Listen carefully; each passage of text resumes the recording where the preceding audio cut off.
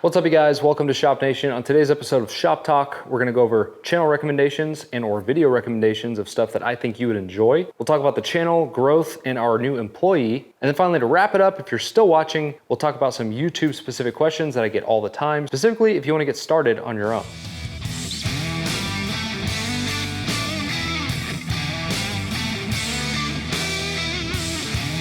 All right, let's jump right into the recommendations. This segment I call Around the Tube.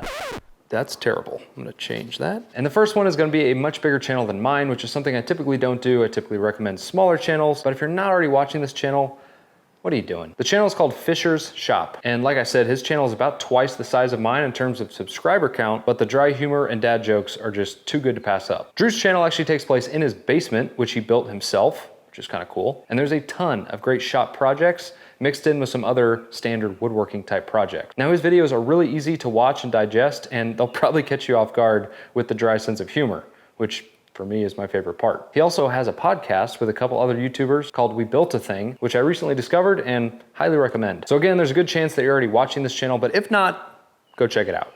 All right, number two is more of a specific video recommendation, but her channel is called Woodbrain by Lindsay Zulik. Basically, her channel is composed of cool DIY crafty type stuff, but she just did a one-part video series documenting her transformation of her garage into her dream shop. I mean, she basically went from storage unit to shop greatness in one video, which makes me feel kind of stupid because here I am 3 years into it and I'm not there yet. What I really like and appreciate about this video is how intentional she is about her workspace by not only make it work for her and her workflow, but also incorporate cool things that sort of motivate her in her garage. For example, she incorporated a lot of older tools and pieces that were actually her father's in a really creative and kind of cool way. So anyway, I thought the video was well done. The transformation was awesome. And if you're out there looking at a garage similar to her before situation, it might motivate you to get going. Now this third recommendation is an extremely small YouTube channel called AJ and Melissa. They're a husband and wife duo who build all kinds of stuff. Now they just launched their channel, which is why they're so small, but I thought it was really cool that one of the first big projects they tackled on their channel was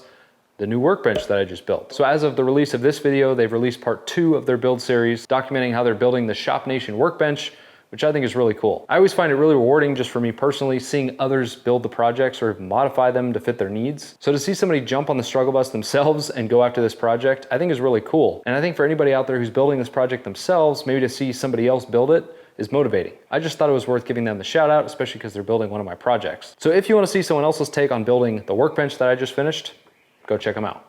All right, now let's give a quick update on Shop Nation, the growth, future projects, and finding out who the hell this new employee is.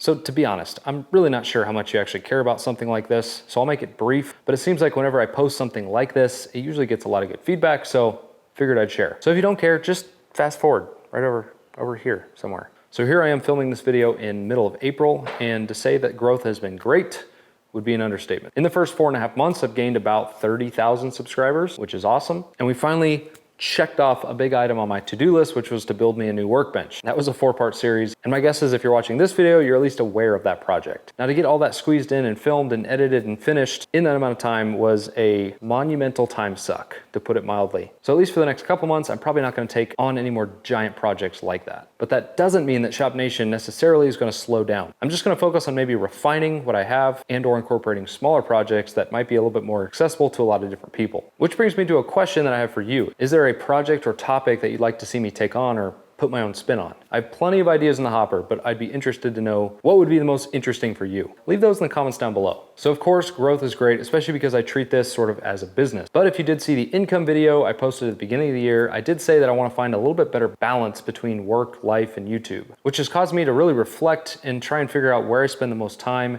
and where I can use the most help. Which brings us to our new employee, who we'll go meet. All right, so after a lot of consideration, tons of resumes, listen, there were a lot of great candidates and it was tough to pick. You all are awesome. We came to one conclusion and it's Corinne! Got my Shop Nation ID. For anyone that doesn't know, that's the Geo Dirt reference. You know, don't church it up, dirt. So yeah, she is going to be helping out with Shop Nation from now on. If you have sent in messages through Etsy, likely you've already chatted with her. She's going to be heading up the store, helping out with a lot of the back end stuff. Check out the Etsy shop so that I have plenty to do. Gonna be a huge help, so damn glad to have you. Thank you for hiring me. Okay, cool. See you later.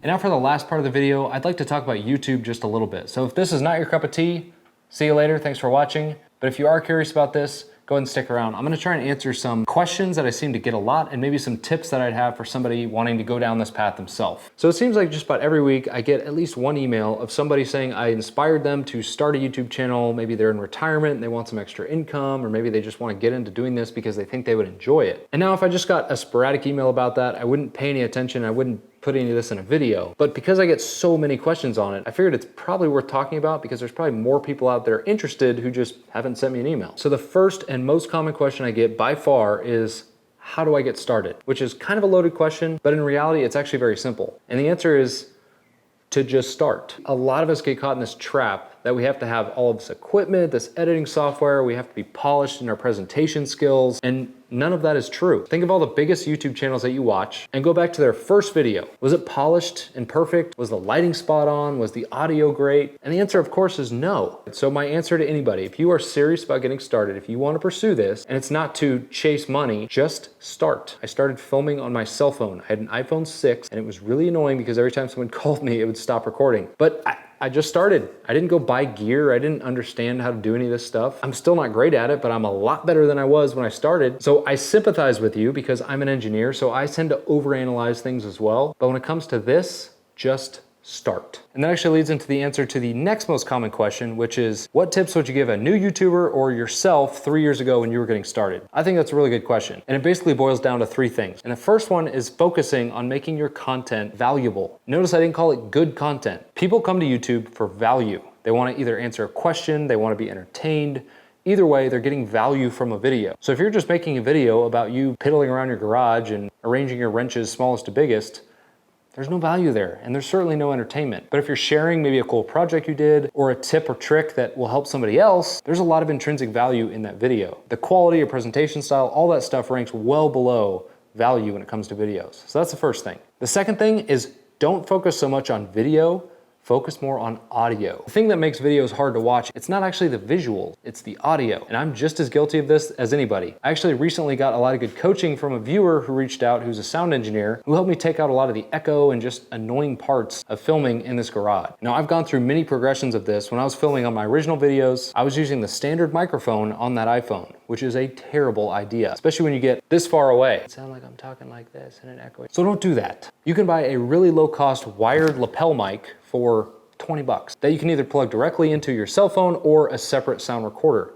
And number three is stick with it. Your first videos will suck. No one's gonna watch them, no one's gonna comment on them, and you're gonna feel like a pile of burning garbage. But it's okay, it's part of the process. Everyone goes through it. Before you even release your first video, you should commit to a certain number of them. And don't make it 2, make it 10. That's what I did. My wife is awesome and is the only reason I'm still doing this. I wanted to quit after video 1 and 2. I thought they were a giant waste of time. I thought, why are hundreds of thousands of people not watching my videos already? And I was ready to give up. So maybe if you're not the most patient in the world, have a support system, whether it be a spouse, a relative, a friend, whoever, just to keep you accountable. All right, think of this as like a diet plan or a workout plan. You need to stick with it to see results. So just know the first couple videos are gonna be rough. You're not gonna get the feedback that you want. You're gonna pour a lot of time and energy into making these, and they're just gonna kind of sit there. But that's okay. So if you're really thinking about taking the leap of faith off the diving board into the YouTube swimming pool, hopefully those 3 tips will help you. I know that wasn't a super in-depth analysis or anything like that, but I'm curious to know if you want something more than that, if you want more detail, or if you want a specific Q&A video about YouTube, leave that in the comments down below. I'd be happy to do something like that in the future. I also get a lot of requests to do a video on what actually goes into making YouTube video from beginning to end. So if that sounds interesting, let me know down in the comments. So thank you guys so much for watching. I really appreciate it. If you enjoyed the video, smash the like button. If you want to see more content like this or me actually building stuff, go ahead and subscribe. I will catch you guys on the next project. And as always, continue to pursue shop greatness.